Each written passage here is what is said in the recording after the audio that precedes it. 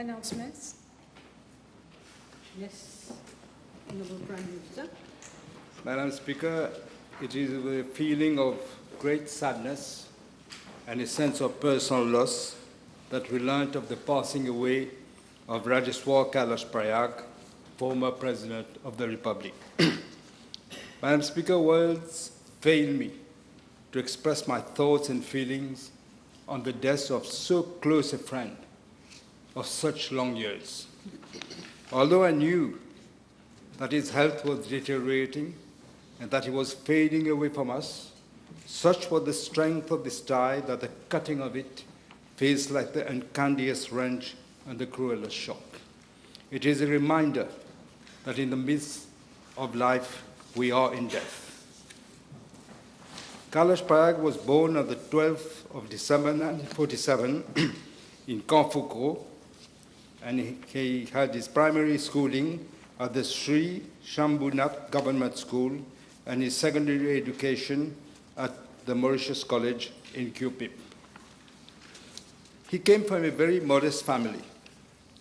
Since a very young age, he used to help his father daily in his job as a milkman. He would walk behind him, pushing his bicycle loaded with the traditional milk containers in those days, helping in the arduous trip from Kanfuko to QPIP to deliver milk. Once in QPIP, Kalash would rush back to school to pursue his studies. By dint of hard work and discipline, he ascended the ladder of success. What stood him apart, Madam Speaker, was his unwavering loyalty. He would be there through all trials and tribulations, come hell or high water. Those who have worked with him, who knew him, describe him as the perfect gentleman with a formidable memory. Madam Speaker, Kalash was a man of exceptional gravitas who personified humility, dignity, and integrity.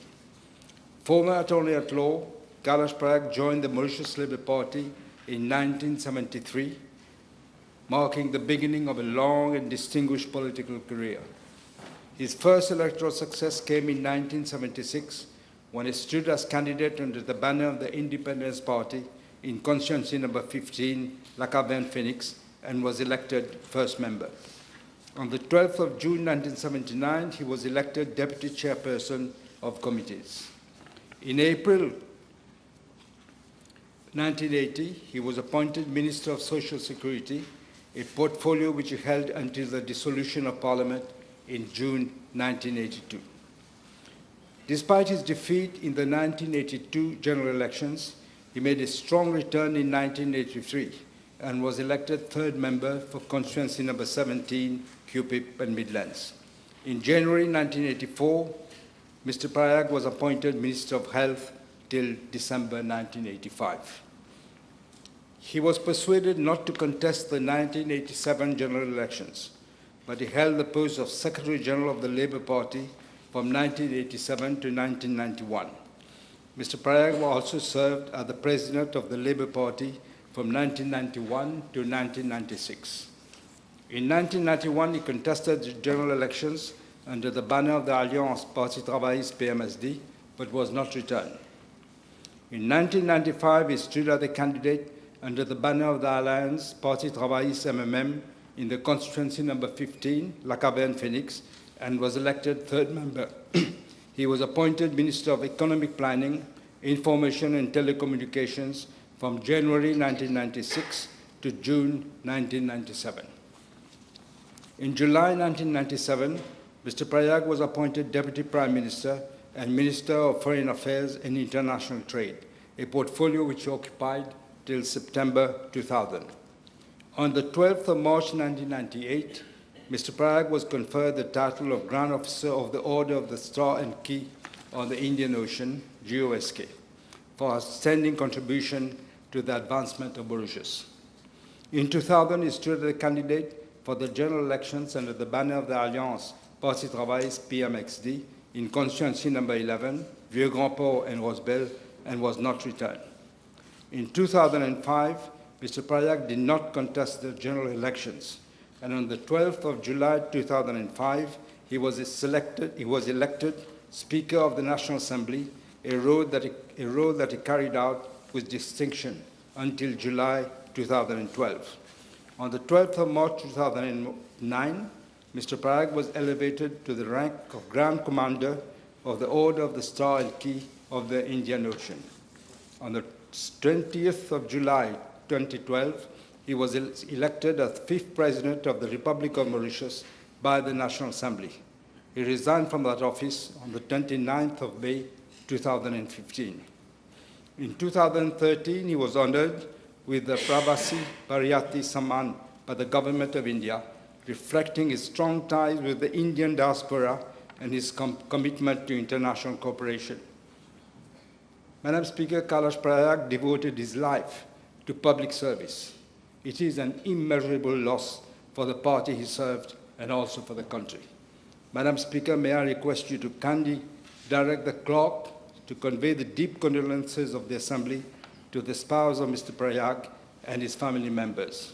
And with your permission, may I invite you, Madam Speaker, invite the House to observe 1 minute of silence as a tribute to Mr. Prayag.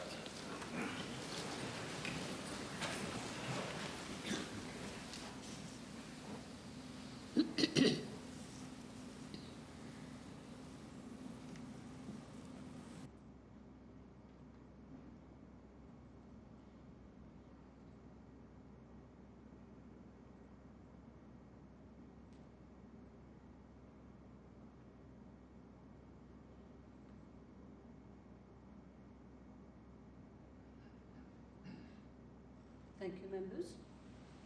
Honourable Leader of the Opposition. Oh, I'm so sorry.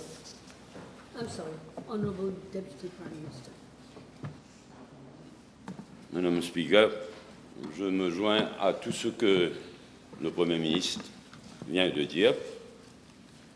Madame le Speaker, j'avais beaucoup d'estime et d'amitié pour feu Kalash Prayag. Madame le Speaker, c'est un vrai sage qui s'en est allé, un homme d'honneur, de principe et de courage. Je vous demanderai, moi aussi, d'adresser à sa famille, à ses proches, mes plus sincères condoléances. Merci. Leader of the Opposition. Thank you, Madam Speaker. Madam Speaker, on behalf of the opposition, I associate myself with the tribute paid by Dr. the Honourable Prime Minister and the Deputy Prime Minister to late Mr. Kalash Prayag, former President of the Republic, former Speaker of the National Assembly, and former Deputy Prime Minister. I have had the opportunity to know him personally when he was Speaker of the National Assembly. He was a well-respected politician et un digne fils du sol. Il a marqué l'histoire de notre pays et il laisse un héritage politique important pour les générations à venir. May I kindly request you, Madam Speaker, to direct the clerk of the National Assembly to convey our deep condolences to the bereaved family. Thank you, Madam Speaker. Thank you. Honourable members, I associate myself with the tribute paid to the memory of Mr. Rajes Kailash Prayag, who was also former Speaker of the National Assembly, by Dr. the Honourable Prime Minister, the Honourable Deputy Prime Minister, and the Honourable Leader of the Opposition. I have known Kailash Prayag since July 1974, when I started practicing at the bar, and he was already an attorney. We had many common friends. We kept very good relations throughout the years, despite being on opposing sides in the National Assembly sometimes. I direct the clerk to convey the deep condolences of the Assembly to the bereaved family. Thank you. Papers, none. Question. Madam Speaker, I'd like to raise a point of order, Yes. if you will allow me. Under Section 42 of our standing orders, to the effect that on Friday, 20th of June, 2025, the Deputy Prime Minister, Honorable Paul Béranger, made unprovoked remarks to my address by calling me a cochon, which is both insultive and offensive. I would therefore request that the Honorable Deputy Prime Minister be asked to apologize to the House and to withdraw his remarks.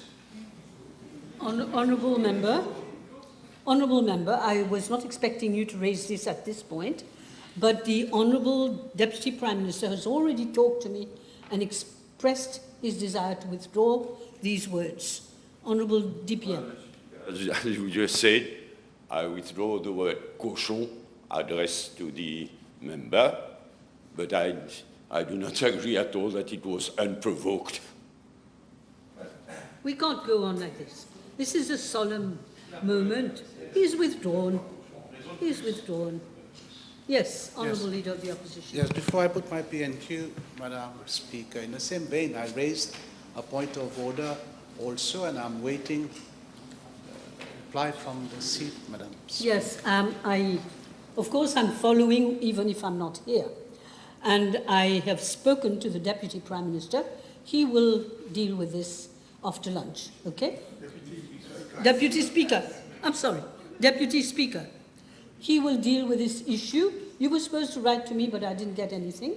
He will deal with this issue because I think he's looking at the proceedings on that day. So let him deal with this when he comes after lunch. Your PNQ, please. Thank you, Madam Speaker.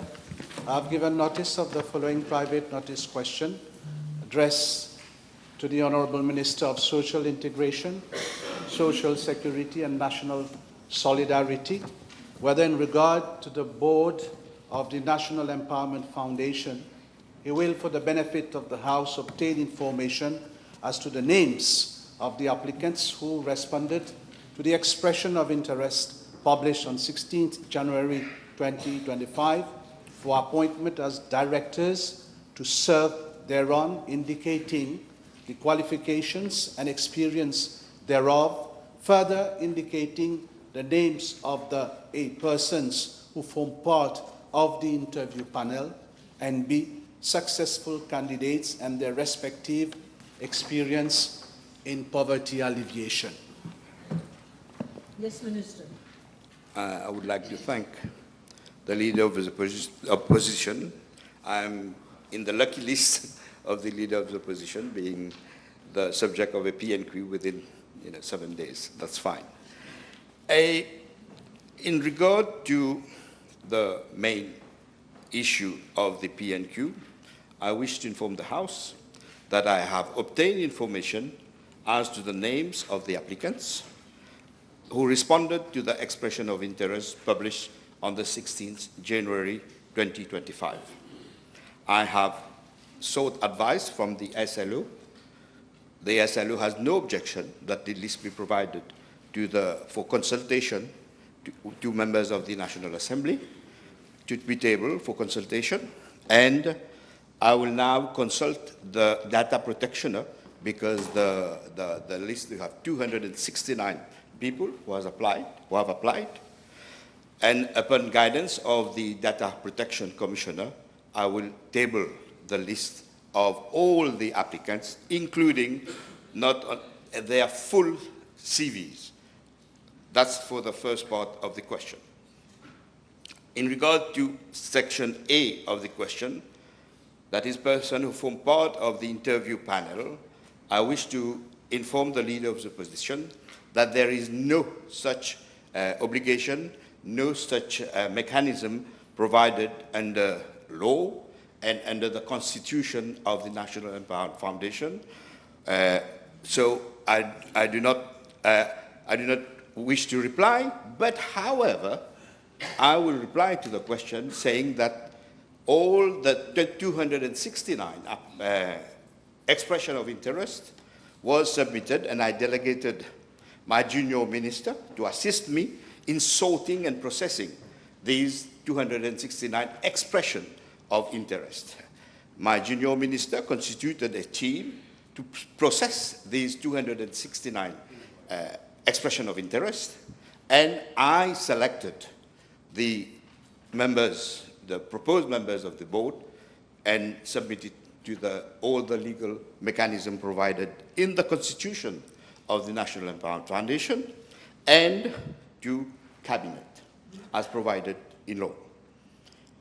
In regard to Section B of the PNQ, successful candidates and their respective experience in poverty alleviation, I am tabling a list of all the successful, I would say, people, a person who expressed their interest and those selected by me, and I am submitting the list. During the course of this session, today or tomorrow, I will also submit, because 269 CVs, it's something I need to have a suitcase to bring it here, but I will bring it here for the CVs, not for the members who have been selected and nominated by Cabinet to sit in the National Empowerment Foundation. This would be my answer, Madam Speaker. Thank you. Your first. Yes, thank you, Madam Speaker. I think very rare occasions that we see a minister taking on himself for saying, I do not wish to reply to a question. May I ask the Honourable Minister to inform the House where the interview for the selection of the directors took place and whether the members of the interview panel are members of the Résistance et Alternative political party? Minister. Yes, as I informed the House, there is no such provision for any interview or selection panel in law. And I directed the junior minister to constitute a team. Yes, I could have wake up in the morning and draw the list of the people who I would nominate to the board. But I decided, as an innovative idea, to open an expression of interest. This is the first time that this occurred in the country. I talked to my colleague in the government. They do appreciate this, and they stated that it was innovative. Maybe we should imagine doing it collectively at one point in time. Then the expression of interest is the first time in history that this process was done, was carried out by a minister. This is our contribution to enabling people that we don't know, who are qualified, who have experiences, to apply. And we opened this, and then I had 269 letters. I delegated the junior minister, who by law and his letter of appointment is supposed to assist the minister. He assisted me. He constituted a team, and the team constituted of people that I trust. That's very important, the people that I trust. And I must also say that it is not an application, it is not an application for an appointment, but an expression of interest for nomination. Minister, the question was very clear. Yes? I understand people you trust, but answer the question. Yes, the people are Stéphane Gua, Danny Monti, Danny Marie, and Vinadula, a woman. Okay? These four people I trust because I've been struggling for 40 years, 30 years, 20 years together with them. You're still not replying to the question. Yes, please. The question was whether they were from your party. Yes, But yes. say so. And I trust people from my party. I take note the answer of the Honourable Minister, and I hope other colleague ministers will follow suit to this innovative approach for the selection process within government. Madam Speaker, may I ask the Honourable Minister whether the interview was carried out within the premises of the Ministry of Social Integration, Social Security and National Solidarity? One moment. Honourable, may I speak? Honourable Leader of the Opposition, he mentioned twice, I think, there was no interview. So he will, okay. And I'll put it differently. Whether the selection process was carried out within the Ministry of the premises of the Ministry of Social Integration, Social Security and National Solidarity? Straight question, straight answer. Straight answer. The selection was carried out by me, as provided in law and provided in the Constitution of National Empowerment Foundation. Wherever I think and I select, this is a matter of personal issue. The premises, Minister, the premises. I think wherever I am, when I'm in the car, I think, yeah, of course, I choose, I select the people. Now, I find it very surprising that the leader of the opposition is pinpointing the National Employment Foundation. Maybe I should remind him of how the organization was run over the previous 10 years. First, the leader of the opposition is asking these questions with respect to, and he's asking question where were you when Mr. Rafiq Sorefan was nominated as chairperson of the NEF? Okay? Where were you? Where were the minister? How did she select this chairperson? Let me remind you that Mr. Rafiq Sorefan joined the MSM in 2017 and played an important role in the party in the 2019 elections. He is a dentist by profession. He is a dentist. May the leader of the opposition explain to the people of Mauritius, to the House, the contribution of a dentist to poverty alleviation. Now, let me bring a second case, because the leader of opposition seems interested in these issues. Where was the leader of the opposition? Please, where was the leader of the opposition? And where was the selection made for Mrs. Sheila Carpen when she was nominated on the board of the NEF in 2015 and 2019? Was it in SunTrust?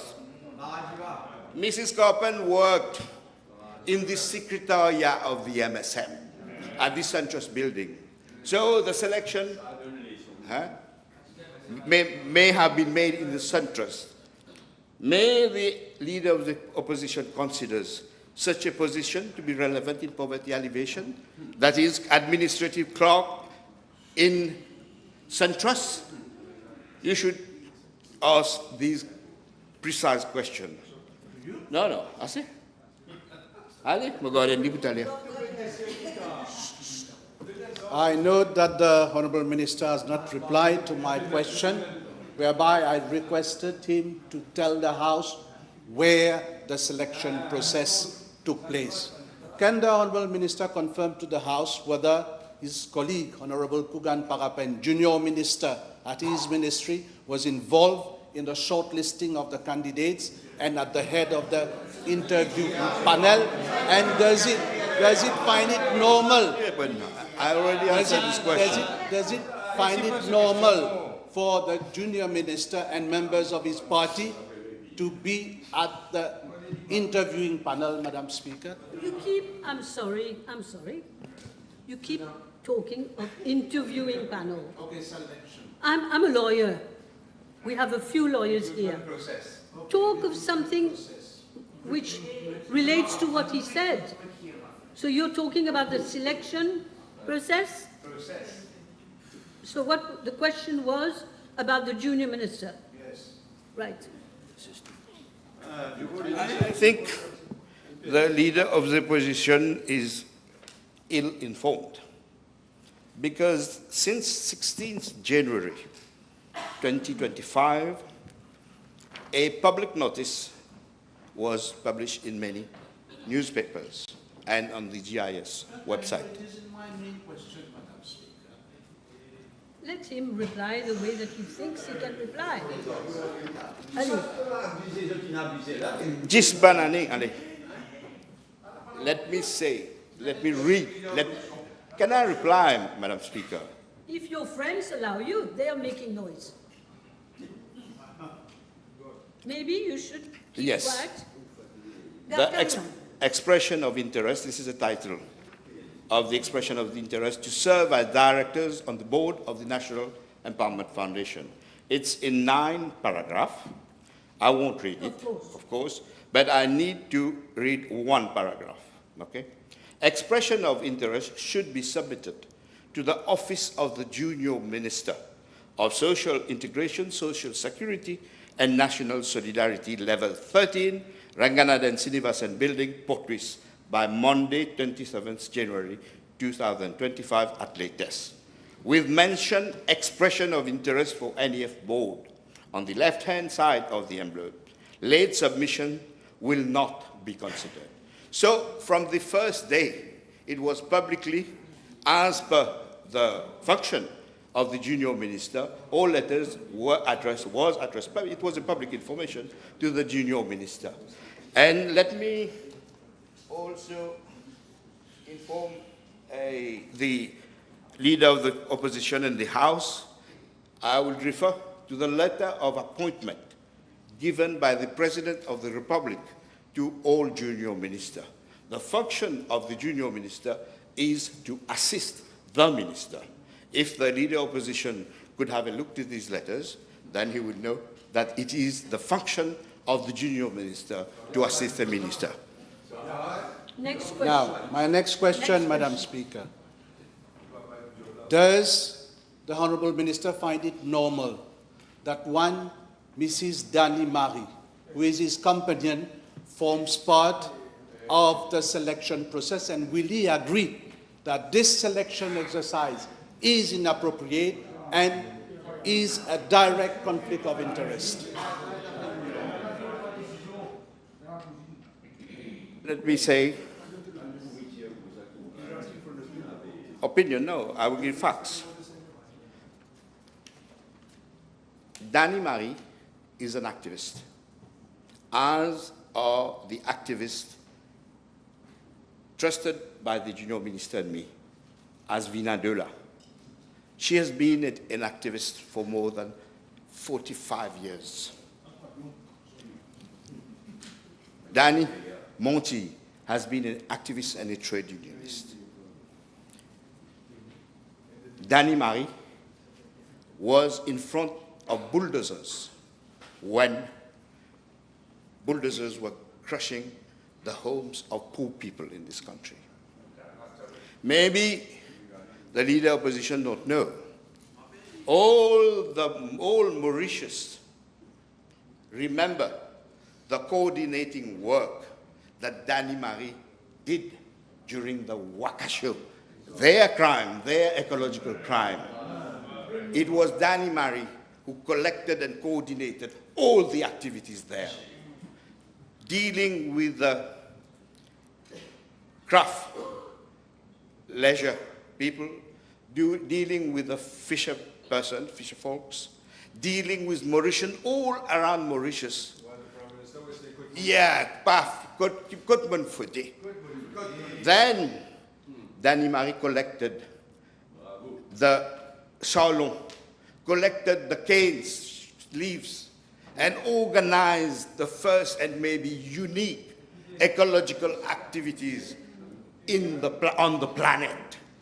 This is what I remember from Danny Marie, and this is why I trusted and I asked the junior minister to do it. People like Danny Marie should have been given a medal in honor for what she did, together with David Sauvage, together with the others. Okay? Now, because the leader of the opposition has been asking this question, let me say that the one who will go in history and will get the medal of nepotism in this country is the MSM, government. How about Shaumila Sona Ori? God, no, of course. No, if you want to cousin of Kobita Jagnat, member of the Electoral Supervisory Commission, legal advisor to government, and pocketed millions of taxpayers' money. Let me assure the House that nobody who helped Junior Minister Parapen, nobody took a cent. A cent. Maybe they had a cup of coffee and tea. Okay? So, how about Shaumila Sona Ori? How about Maya Anumanji, Speaker of the National Assembly, High Commissioner of Mauritius in India? How about Naila Anumanji? No, I must reply. CEO of Lensco. How about Vijaya Sampat, close friend of Anil Gayan, nominated as director of Kojak Center for 323,000 rupees a month? How about Nita Nakched? Everybody knows the close relationship between Honorable and ex-minister. Daniel Sauce? Okay. But, Madam Speaker, I am proud to have contributed to nominate people with experience. People whom I didn't know. But through the expression of interest, I got a pool of the competence of Mauritians, the knowledge, the experience of Mauritians. And it is from this pool that I chose the directors of the board. Minister, one moment. You did the selection. Of course. Not that. No, they only had processed the 262 letters. Finish. You want him to talk? Yes, all right. May I ask the Minister, given that the whole process has relied on persons who have no affiliations, no responsibility at the ministry over the letter, was on the letterhead of the ministry, he has in fact played Chapter 1 of the Communist Playbook, appointment by the party for position of the state. What state? Will he now, the question is, I didn't understand. I said he has applied to the letter, Chapter 1 of the Communist Playbook, appointment by the party. Yes, yes. Okay. The question is, Madam Speaker, will he now, given that the whole process has been tainted, will he now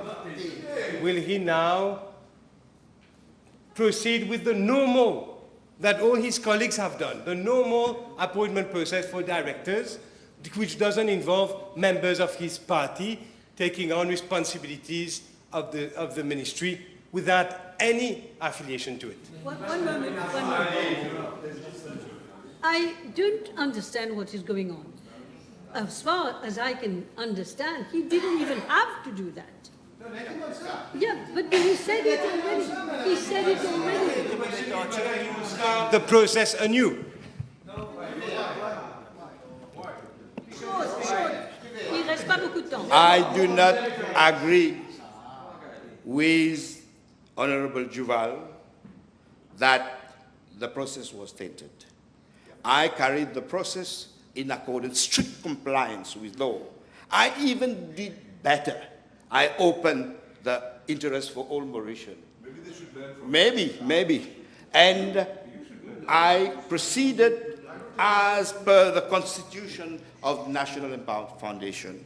I proceeded as per law. Okay?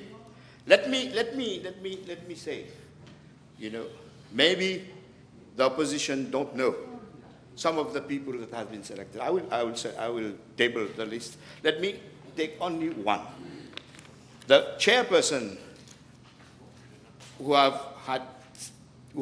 I have selected and brought to the cabinet for approval is Mr. I will give his name in this house, Hutes Ramburn. He is 68. He was a former Director General of the NBC. He was the chief operating officer of La Sentinelle Limited, but more importantly, since March 2007 and until 2009, he was the coordinator of the empowerment program, and since July 2008, he was the executive director of National Empowerment Foundation.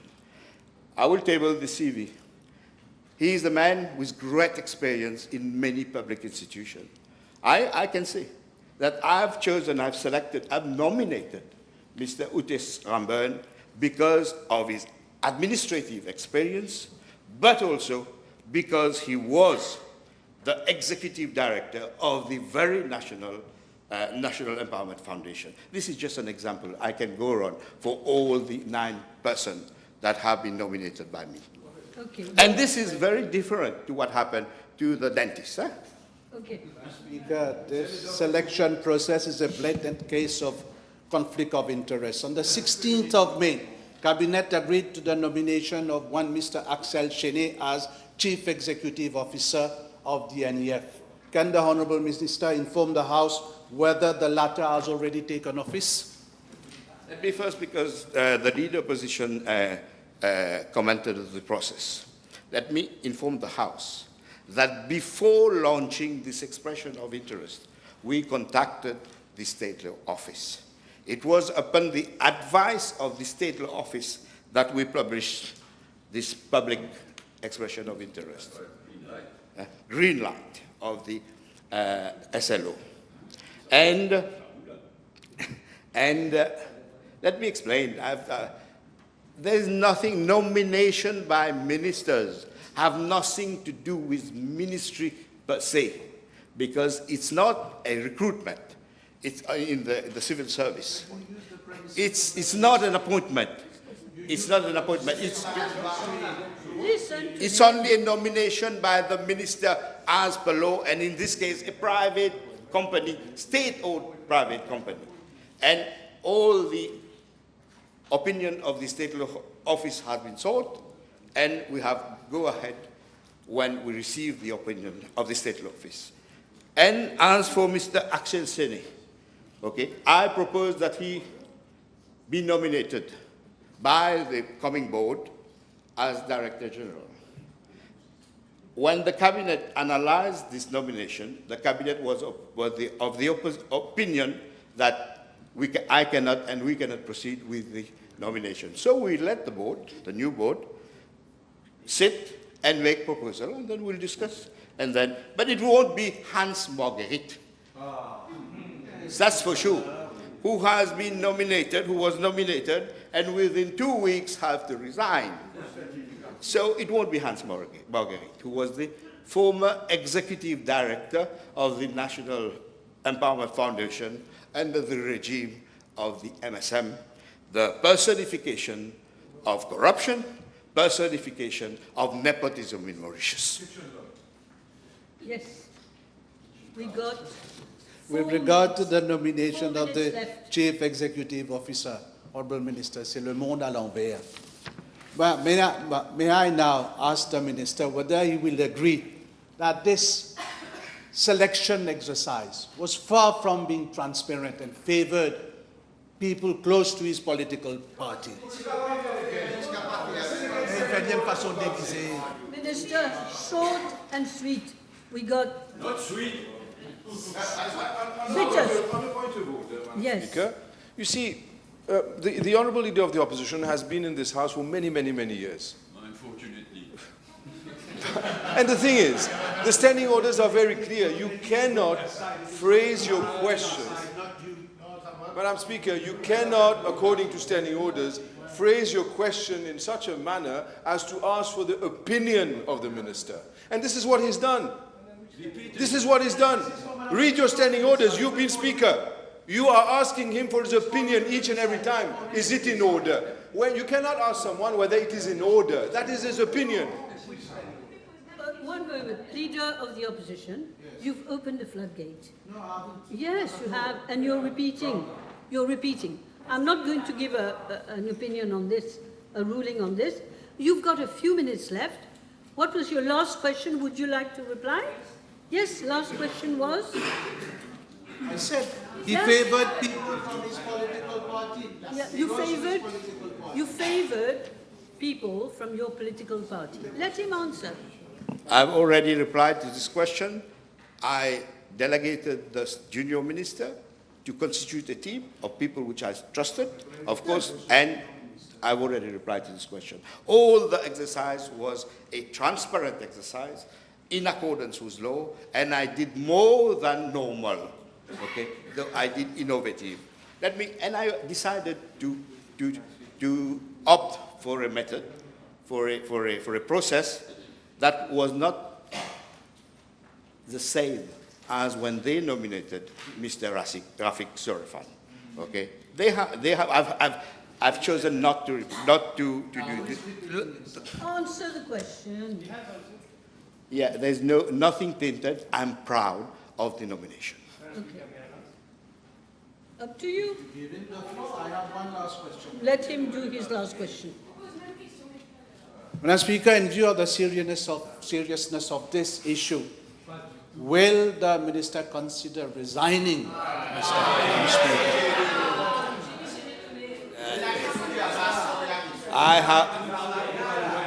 I have been elected. You are the leader of the opposition, and the members have been otherwise elected. I'm proud to be here. I'm doing my job with my political conviction and in good faith, okay? But I must say, I have to say one last thing.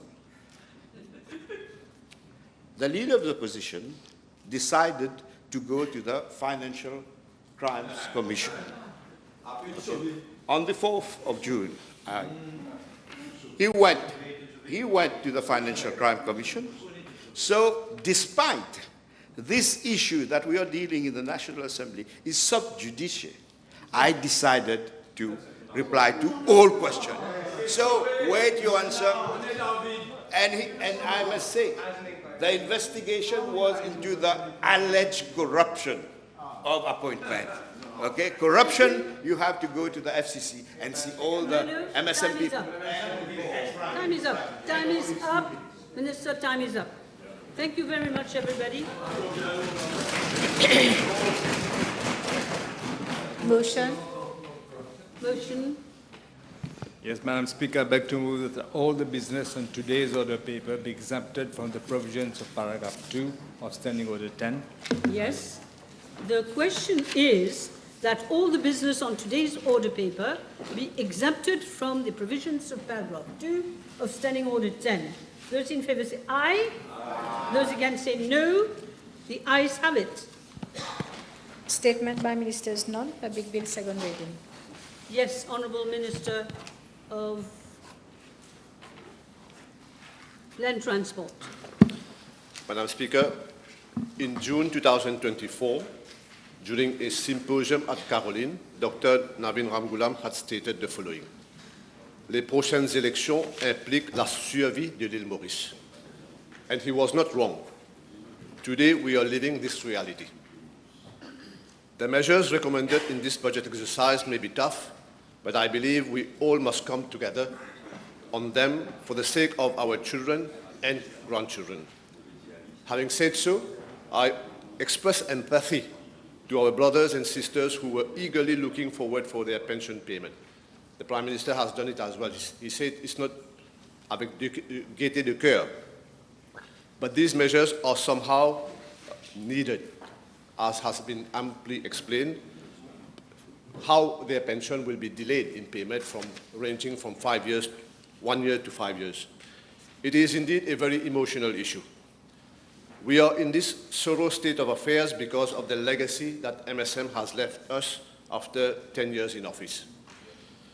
In making the increase of pension payment and electoral promise in 2014 and 2019 elections without any plan to sustain the system in time, the MSM and the Ministers of Finance has led this country into the abyss. Mr. Jagannath must instead come out and explain how he, in the current situation he left us in, would have been able to finance pension as per normal without compromising others' disposable income, their future pension, and the national debt level. The current Prime Minister and Minister of Finance has shown a lot of courage to tackle a problem that the previous government had chickened out, and I wish to commend him for his consideration for the future generation. In the Bible, it is said, where there is no vision, the people perish. From 2015 to 2024, I have attended almost all the parliamentary sessions, save for when I was not in Mauritius. Week in, week out, I have seen how the country was going into the abyss. And there was nothing much that we could do here in Parliament. When I heard the Honourable Leader of Opposition seeking protection from you the other day, it actually tickled my funny bone. It made me laugh. He forgot what Fokir was. Not only for his constant bullying, we were prevented from asking important questions. Questions that the former government ministers were constantly bolting away from. It was common practice for the then Prime Minister to be allowed to drag his first PQ in Prime Minister's question time for 30 minutes in order for him to get away scot-free from embarrassing questions. Question on real debt of the country, scandals in ministries, looting of national banks, mismanagement of procurement processes, non-performing parastatals, SPVs, to mention but a few, were put away with great facility. One evening in 2017 at Saint-Élise-Goumani in Plainvert, in a meeting organized by the young wings of the Labour Party of Constituency Number 3, Dr. Navin Ramgoolam had asked me to speak. During my speech, I said from my experience from a civil servant, I did not prepare the speech on that day. I said from my experience as a former civil servant that damages that the MSM was causing will be very difficult to repair. And today, this is the fact. We can see it. The abyss is a reality. And we needed to come out of it together as one people, as one nation. The Honorable Minister Shakil Mohammed has just returned from Singapore, and he was questioning me about the pension system in Singapore. He was there last week. Madam Speaker, I started off my career in Singapore as an engineer by contributing 20% every month of my salary into the Central Provident Fund. And my employer was doing the same. And that's, I think the Honorable Utim was there at the material time when I was working. And that's the only pension there is there. It is fully contributory. Bearing in mind the emotional aspects here in Mauritius, there in Singapore, no pension is paid from government taxpayers' money. Call it by any name, be it pay as you earn, CSG. At the end, it's taxpayers' money, money of Mauritians. Since the presentation of the budget, I've made 3 public interventions. The first one was 6 days after on NBC TV. Last week, together with the Honorable U team, to school students in our constituency. And last Saturday, I intervened on Radio Plus because there was someone who was talking about the CNT. So in an impromptu manner, I was questioned for about 40 minutes by Mr. Nawaz Nubaks. On the pension system, I was off guard, but I replied to his question.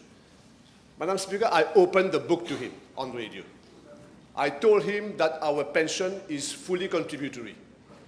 And I even asked him, do you know how much is deducted from our salary any month? Because everybody says that MPs and ministers are paid hefty pensions at the end of their career.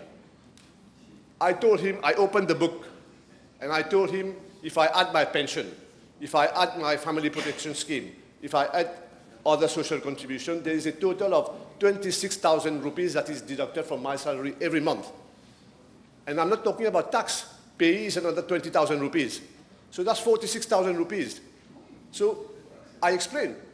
So if I have been a minister in this parliament for 3 mandates, it will be about 5 million rupees that I would have contributed to my own pension fund over time.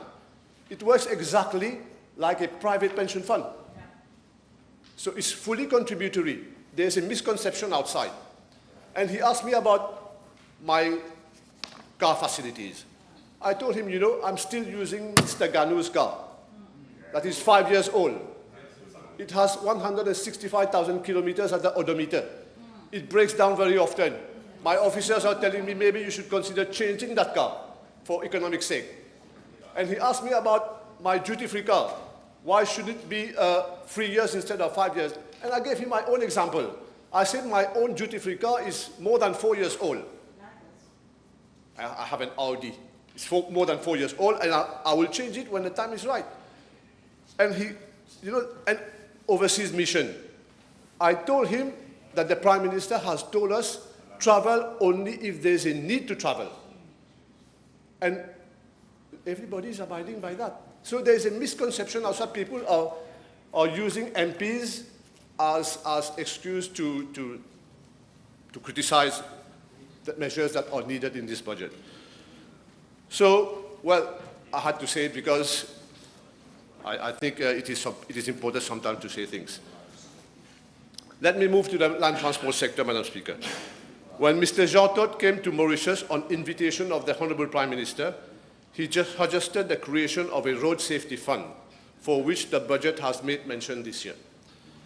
I've had the chance to talk to the Minister of Financial Services, under whose ministry falls the subject of insurance, an important stakeholder for the creation of this fund.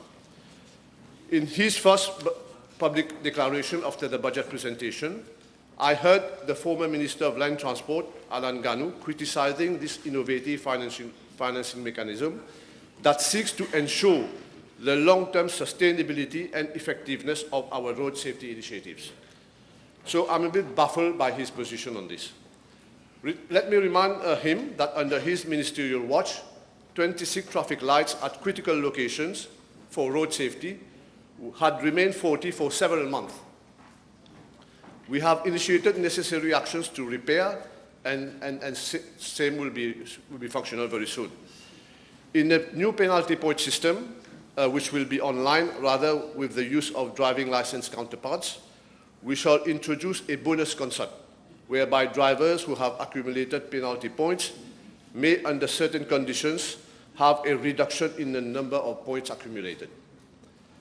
Also, it is envisaged that a special protocol be accorded to professional drivers like for buses, taxis and good vehicles due to the nature of their job and the amount of time they spend on the roads, which make them more vulnerable actually.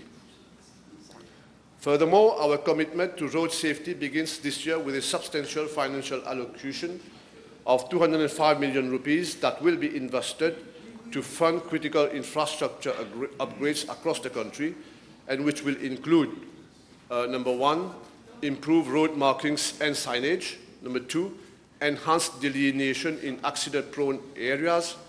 Number three, installation of additional speed calming measures. Number four, upgrades to dangerous intersections. And lastly, development of safer pedestrian crossings.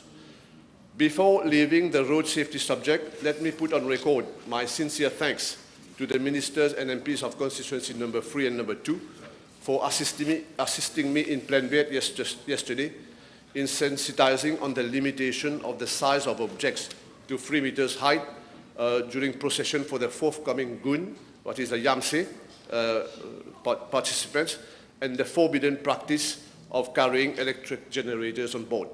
Now, objects during procession are limited in height to 3 meters.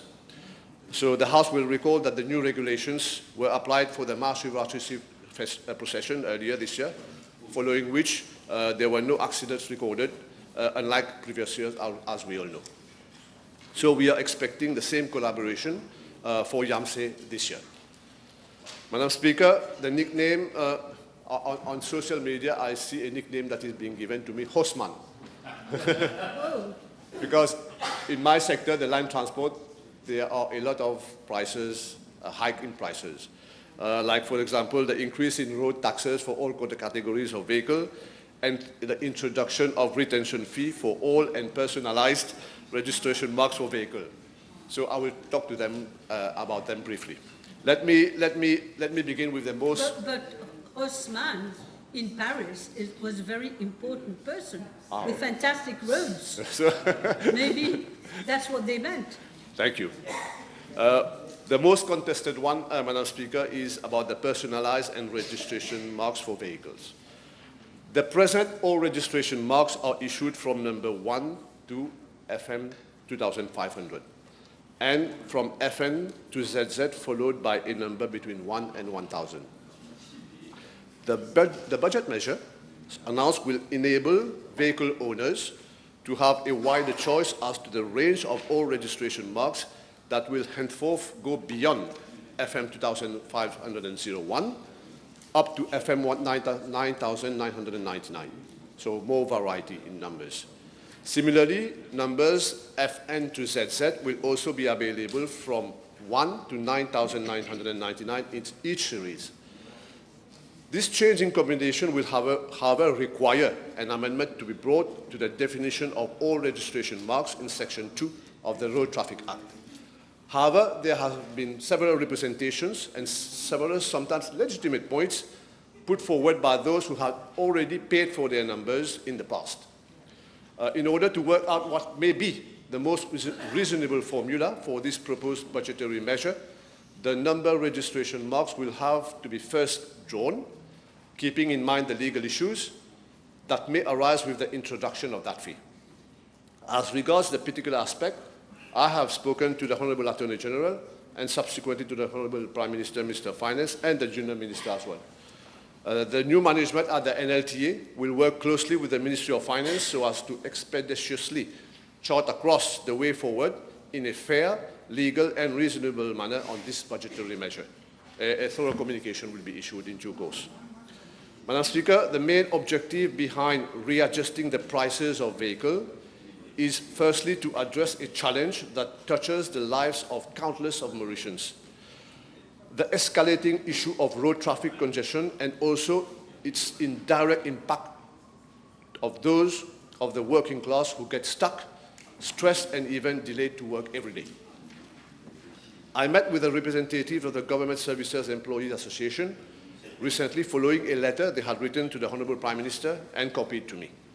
Their main qualms were transportation and traffic jam related problems facing civil servants working in event and in portuaries, the same problem that applied to all Mauritians actually.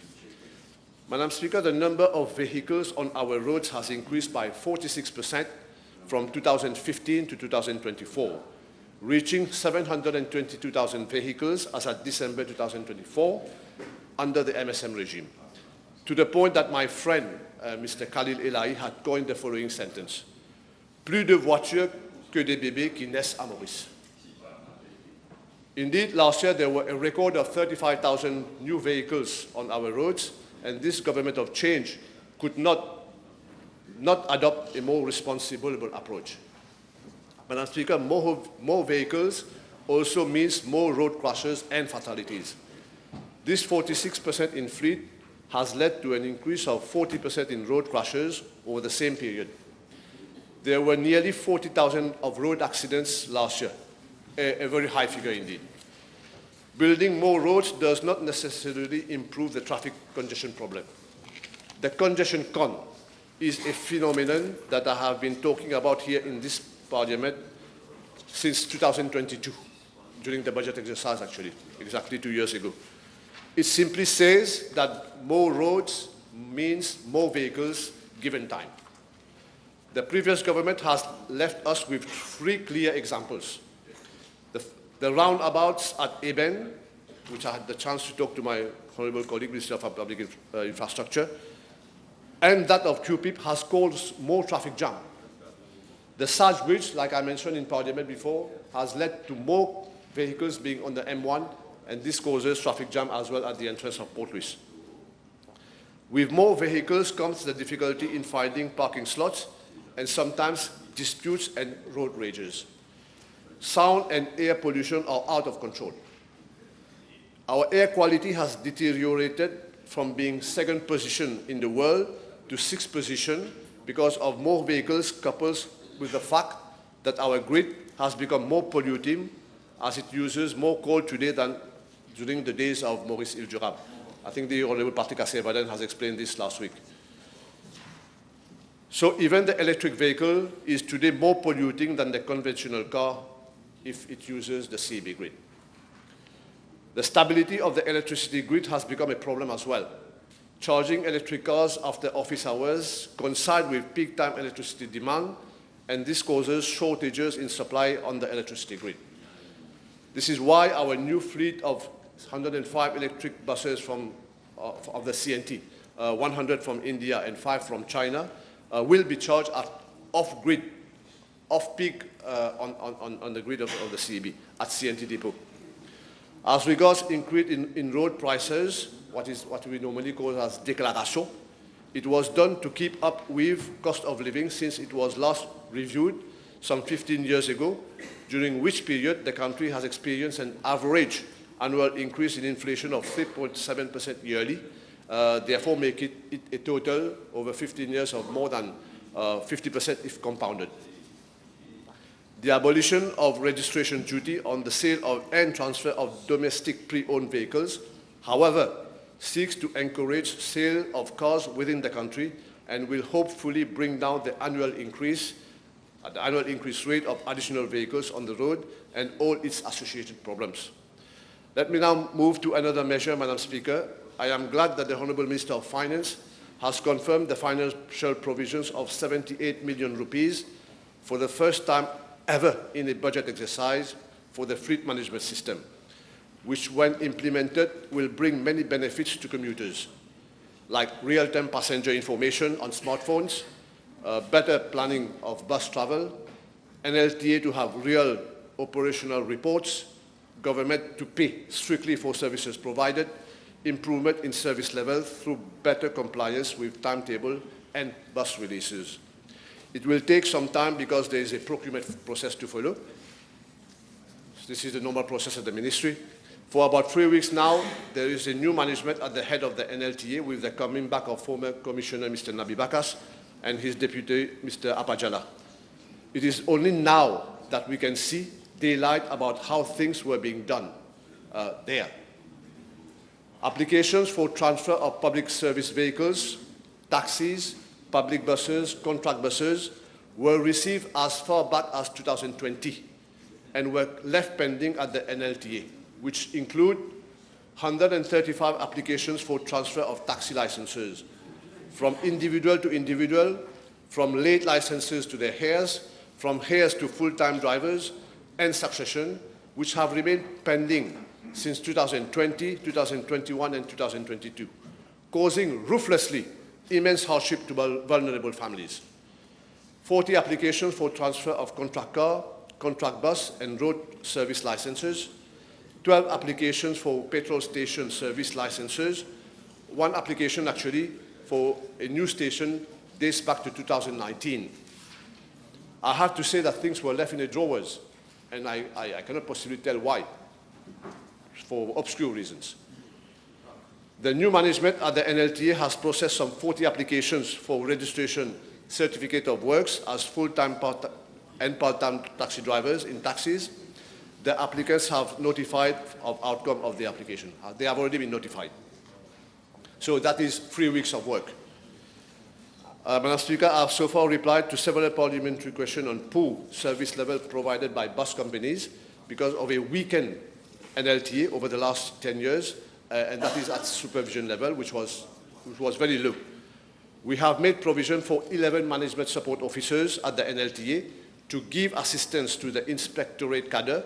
After that, they have attended a crash course, so to speak, for them to be acquainted in the new role on the field as opposed to doing office work.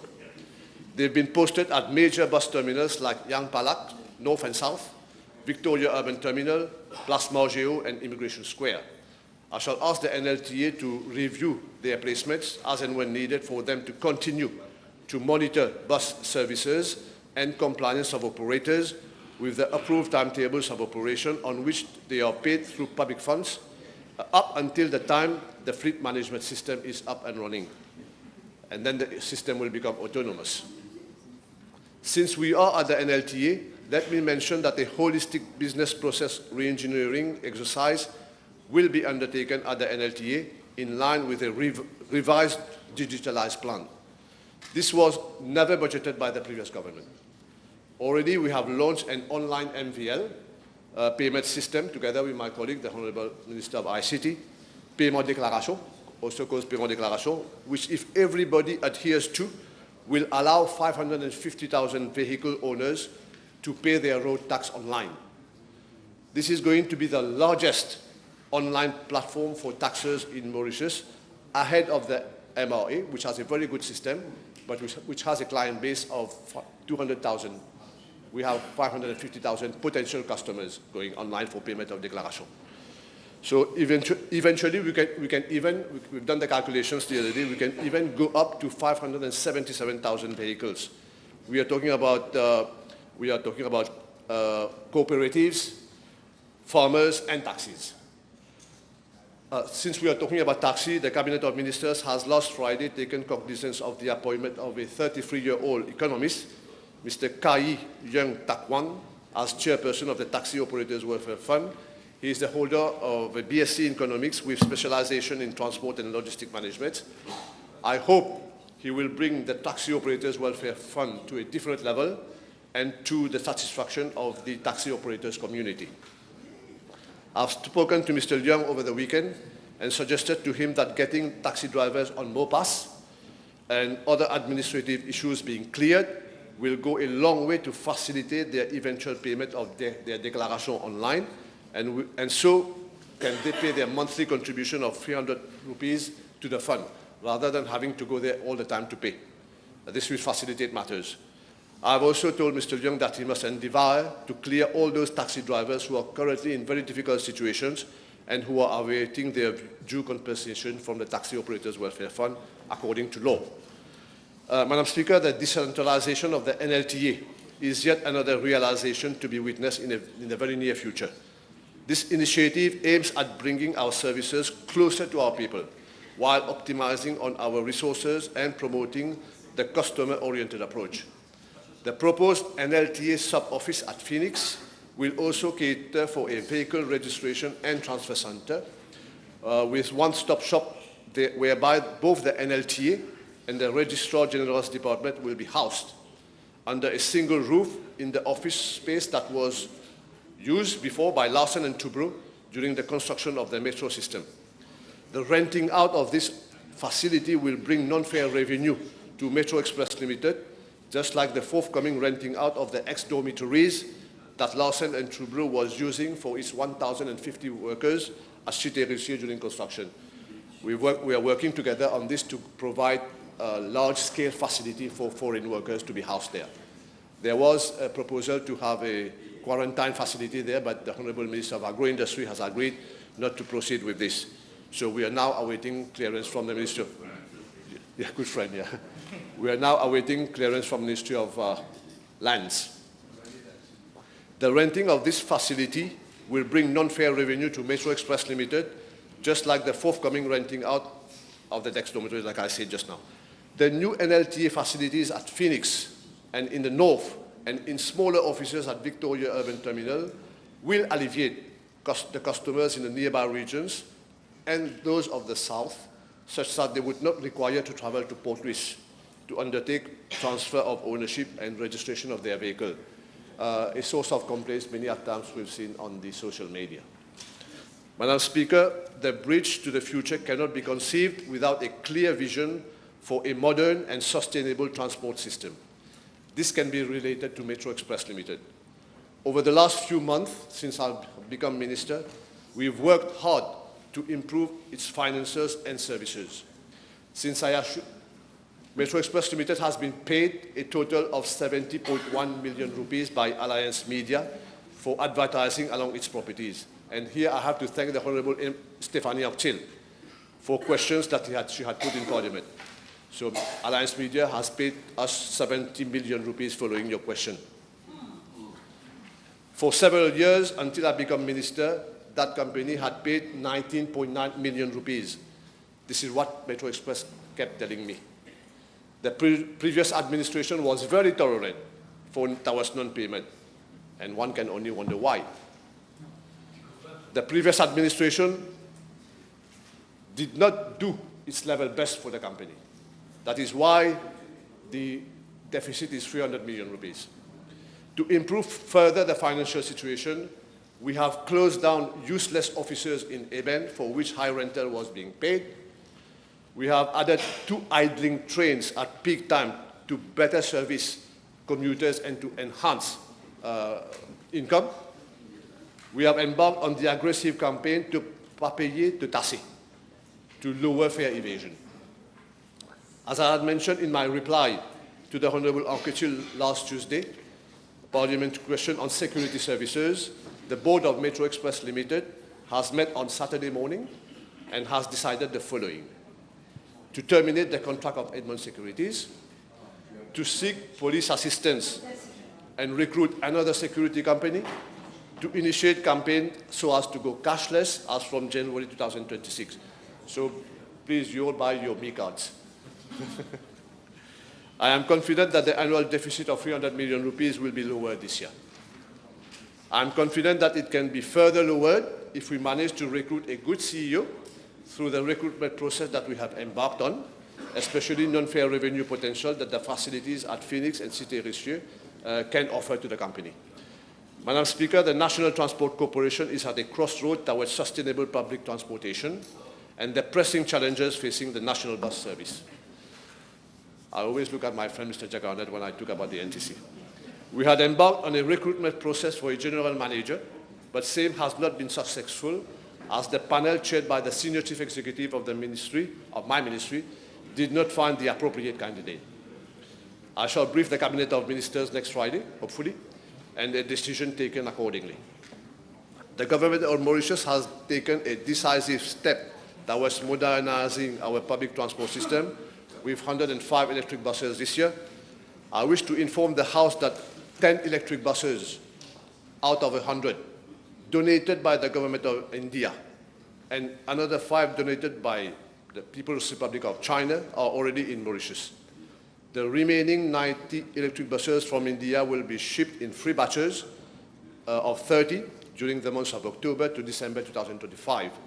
Meanwhile, the CNT is pressing up with the installation of charging facilities as per established roadmap.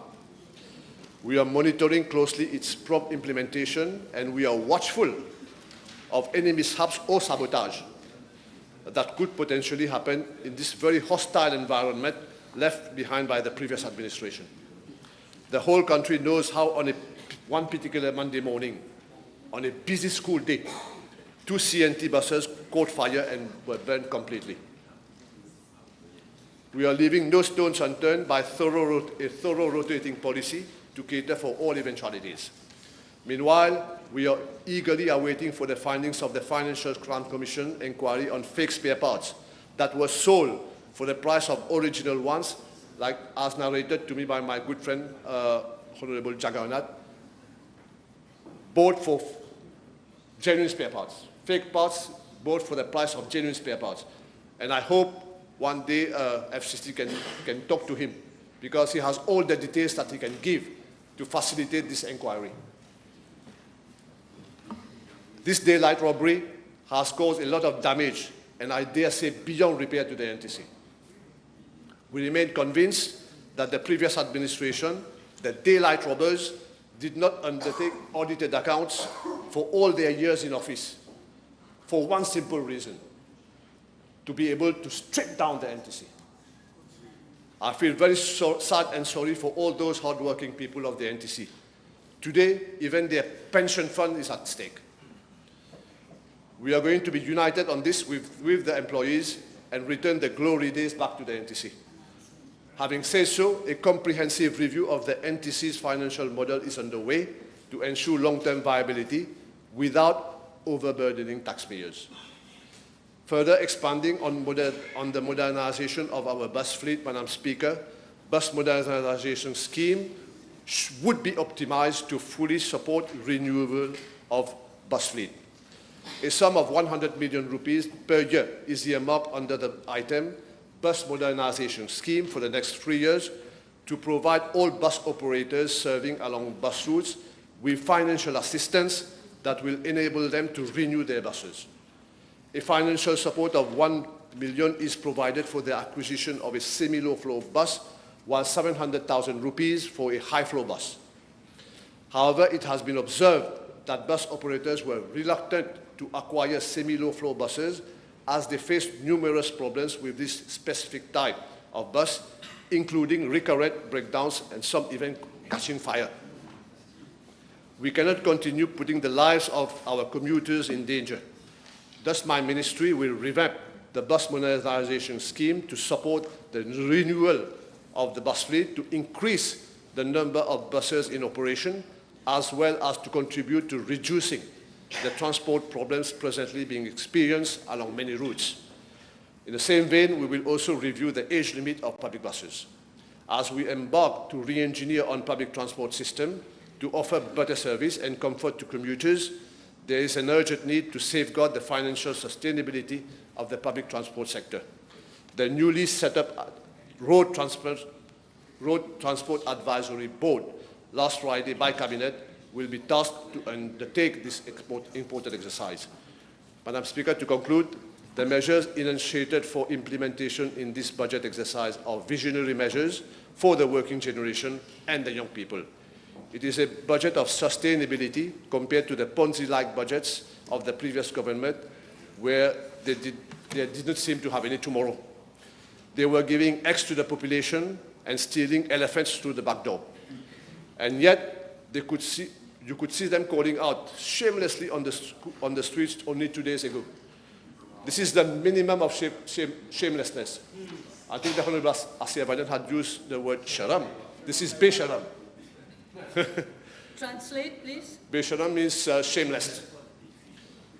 Today, we are facing the impending danger and existential threat of a country in financial crisis,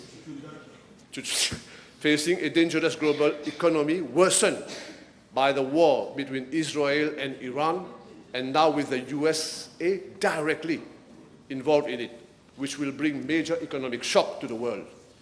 This government is doing its level best to turn the situation around for our own sake and for the sake of the population. My very last word, Madam Speaker, is for the people of my constituency, number 2. I never forget the trust they've put in me. It has been the same for the last 10 years and will continue to be the same as long as I'm standing here. In my actions, I also have that in mind. I thank you all for your attention. I suspend the sitting for 1.5 hours. We come back at 2:30.